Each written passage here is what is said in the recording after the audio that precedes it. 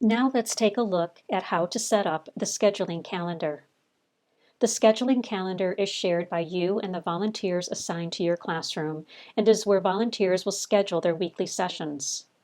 Volunteers will view this calendar for days that are not blocked out by you and will schedule their reading sessions during the available times you have provided. A blockout on the calendar shows up in black and are times that are not available for volunteers to sign up for the reading session. For example, during lunch or special activities that occur frequently throughout the week. Keep in mind that you will have 10 individuals looking for time on the calendar. Like you, they also have busy schedules that they're trying to work around. It's helpful to leave open enough time so there is some flexibility. Volunteers often have schedule changes throughout the week due to meetings and projects. Leaving open 20, 30-minute blocks is a good rule to follow and will leave open some time should a volunteer need to reschedule their session due to a work conflict. Typically, you can expect to receive one call in the morning and one call in the afternoon each day. To begin, block out known times first.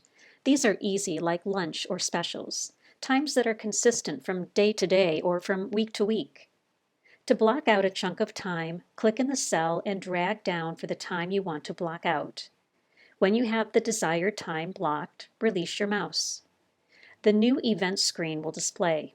Here you will need to set the repeat status. Repeat status has 3 options: do not repeat, repeat weekly, and repeat daily. Select Do Not Repeat if you're blocking out a day or time that is temporary, like for a field trip or an assembly. This will block out time for that day and time only. Select Repeat Weekly if you want to block out time from week to week. For example, every Tuesday you want to block out time from 10 to 12 because your students always have a special activity on that day each week. Select Repeat Daily if you want to block out that same time every single day of the week. This status is useful for blocking out times like lunch or any time you want to block out for the entire week. When you're done, click Save. You can always make changes to the blockout times on the calendar. To make an adjustment to an entry, click in the blockout cell that you would like to change or modify. If you want to make a change for the current week only, select This Event Only. If you want to make a change for all events from week to week, select All Repeating Events. When you're done making your changes, click Update Event. If you want to delete the event entirely, click Delete Event. As volunteers begin to sign up, you will see their name and the student's name appear in purple on the day and time they plan to work with your student. Blocking out times on the shared calendar when volunteers should not call the classroom is an important step to complete as soon as possible. Volunteers cannot sign up for a reading session until the scheduling calendar has been completed. If you need help or you would like us to manage blocking out times on the calendar for you, contact your program manager. Your program manager will be more than happy to help you complete the scheduling calendar. A feature of the scheduling calendar includes the attendance screen.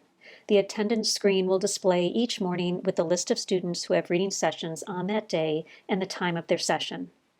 If all students listed are present, click Save Attendance.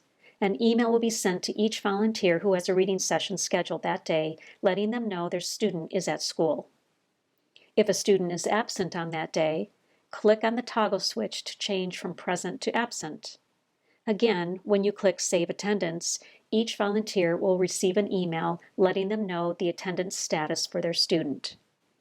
Attendance should be taken as often as possible so volunteers are not calling the classroom when their student is not available.